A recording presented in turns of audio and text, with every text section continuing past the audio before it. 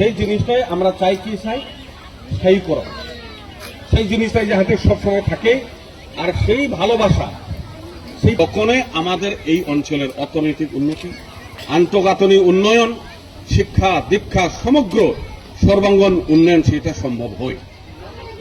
আজকে যতগুলো আসনের সরকার নতুন নতুন যেভাবে আসনের কথা বলছেন সেটা তো আমি বলার কোনো প্রয়োজন নাই।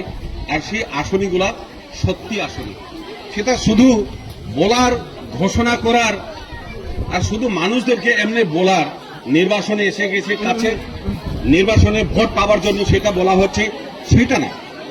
সেটা নির্বাচনের সাথে কোনো লিঙ্ক নাই। দাদা জল একটু, আমি একদম ছোট্ট মানে বক্তব্য, বেশি বড় না, বেশি বলবো না।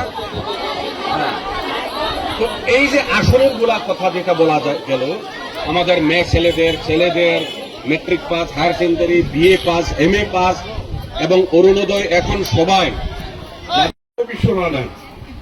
এটা দুটি পয়েন্ট কমবিচার ইস্যু যে আমি ট্রেক্টরও ভোট দিম, নাঙলে যে ভোট বিচাৰি আছে, নাঙলত ভোট দিয়া মানুহ আছে নাকি? হাত উঠোতে এখন খাই আছে নাই, ভয়তে নাই না একেবারে নাই। তো ভালো কথা, নাঙলে ভোট দিয়া আমার ভোটগুলা নষ্ট করার দরকার নাই। নাঙল দেখো, ইয়ার আগের বার ইউপিপিএল দলের কেন্দ্রীয় কমিটির উপসভাপতি আফজালুল হক ডাঙৰীয়া আমাৰ মাজত উপস্থিত থকা উপাৰ্জনকাৰী ব্যক্তি আছে, ৰেচন কাৰ্ড থাকে, তেনেহলে তাৰ এগেইনষ্টত এটা ইঞ্চুৰেঞ্চ হ'ব।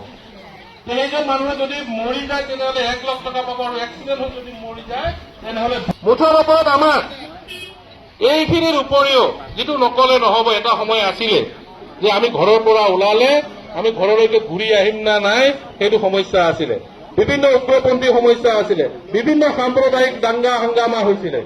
গতিকে আজি এটা শান্তিৰ বাতাবৰণ আহি পাইছে না? আমি সকলোৱে মিলি এতিয়া ৰাতি 10টালৈ হ'ল ভাৰতীয় জনতা পাৰ্টী চৰকাৰ অহাৰ পিছত শান্তি আহিছে, শান্তিৰ ফলত উন্নয়ন আৰম্ভ হৈছে, উন্নয়ন গৰীবৰ উত্থানৰ বাবে কাম হৈছে। আৰু আমি আপোনালোকৰ ওচৰত ভোট ভিক্ষা বিচাৰি আহিছো, কাৰণ আমাৰ এই চৰকাৰখনে আমাৰ কাৰণে কৰিলে, আমি এই চৰকাৰখনৰ কাৰণে কৰিব লাগিব। আৰু আমি কৃতজ্ঞ ব্যক্তি হিচাপে